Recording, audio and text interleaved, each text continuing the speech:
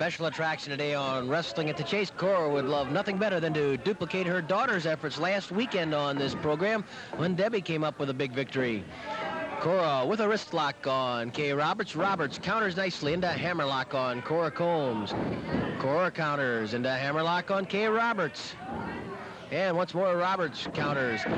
Flying mare by Cora Combs breaks the hold.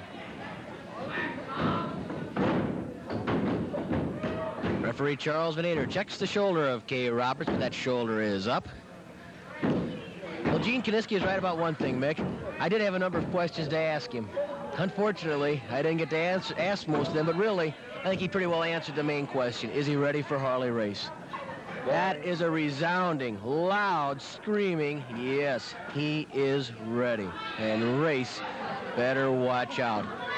I think he had a point, too, mentally. I mean, mentally, he says that... he would know. Right. He had the title. He knows the pressure that Race faces day in and day out.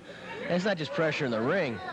It's figuring out your airline schedule from place to place. Am I going to get there in time? What hotel am I going to stay out? I've got to get there. How am I going to be able to eat that day? Where can I work out? I'd like to get a tape of this guy. How am I going to get it? Who do I have to contact? I want to look at this guy before I wrestle him. They want 6 interviews from me. I got to do a radio station. I got to do a newspaper. That takes something out of a man. There's no doubt about it. And Gene said that he is well rested, and the Race is, like you say, he's up there on top of the arch, and everybody's taking a pop shot at him, and he has to keep going. And Kiniski knows what pressures Race faces. He knows how to handle those pressures. He knows how to use those pressures to his own advantage. It's not just a physical battle between Kiniski and Race, but as Gene so well pointed out, it's a mental battle, too. And he did not say he was going to go in there and tear his arm off and all of that. He made, I mean... he gives Race credit, which he has to, because Race has proven his mettle time and again, too. You've got 2 of the all-time best in there. Classy men, both of them. And tremendous, tremendous athletes. They're in the ropes, Cora Combs and Kay Roberts are, and Roberts begins strangling Cora. Venator gets her away from Cora.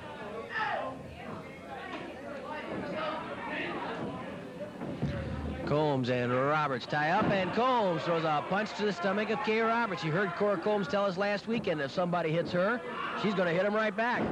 And she spins Roberts down with a hammerlock. Kay Roberts tells Charles Venator, no, I will not submit. Is that a strangle? Venator tries to find out and discovers that, yes, it is. And he wants Roberts to break, but Cora Combs solves the problems with the head scissors.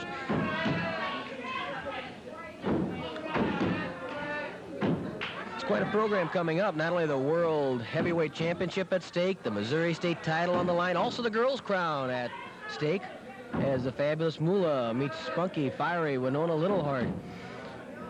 I'll tell you one thing, too, Larry. All the promoters around the country will be having their eyes on St. Louis because... Oh, those 3 big titles on the line. Plus that tag match with Dick Murdoch and King Kong Brody together, if they can get along. And, you know, there have been some harsh words between the two, but if they can smooth it out, if they can work together as a team, well, I wouldn't care to be in Dick the Bruiser's shoes or Pat O'Connor's shoes, no matter how good they are, because Murdoch and Brody could be devastating.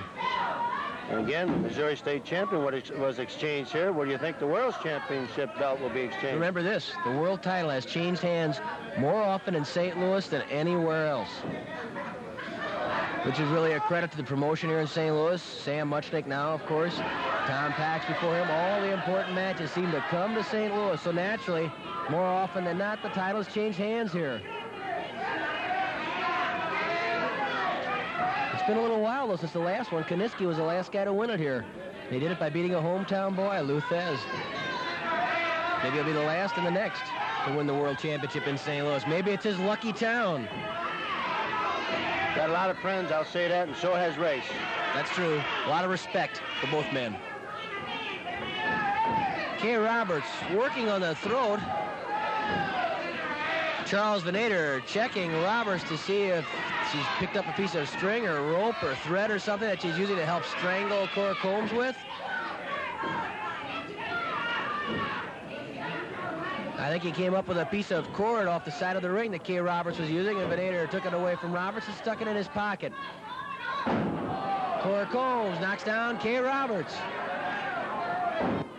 5 minutes have elapsed, 10 minutes left. Cora Cora Combs with a type of monkey flip. Tosses Kay Roberts across the ring. Does it again. Kay Roberts getting bounced pretty good, so Kay slides out under the ropes to take a respite. Kay Roberts taking full advantage of the count of 20 outside the ring. Count is up to 11 and 12 as Kay steps through the ropes to do battle with Cora Combs. Body scissors by Cora. Now, what does she call that, Mick? A keister bump. Keister bump. A keister bump. She's squeezing with that body scissors, putting pressure on the ribs. Let's see if she bounces Kay Roberts. It's like a Volkswagen, Larry, when you leave your hood up and your tailgate up, and you come down and close it. And there goes the tailgate with the keister bump. And I know you love that name, Mick. I know you love that name. That's got to hurt your transmission, I'll tell you that. Kay Roberts caught in the body scissors by Cora Combs, who bumps her again. Ouch. That hurts. That's no way to treat a lady. No. Of course, it's another lady doing the treating, so I guess it's all right. Roberts trying to roll to her side for obvious reasons. Cora Combs continues to squeeze the rib cage of Kay Roberts. Roberts gets in a position where she's facing Cora. And she begins strangling Cora Combs.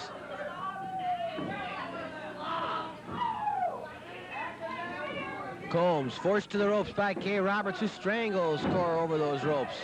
Another name we should mention, Mick, and looking at upcoming action in St. Louis, is that of Ed Wiskoski.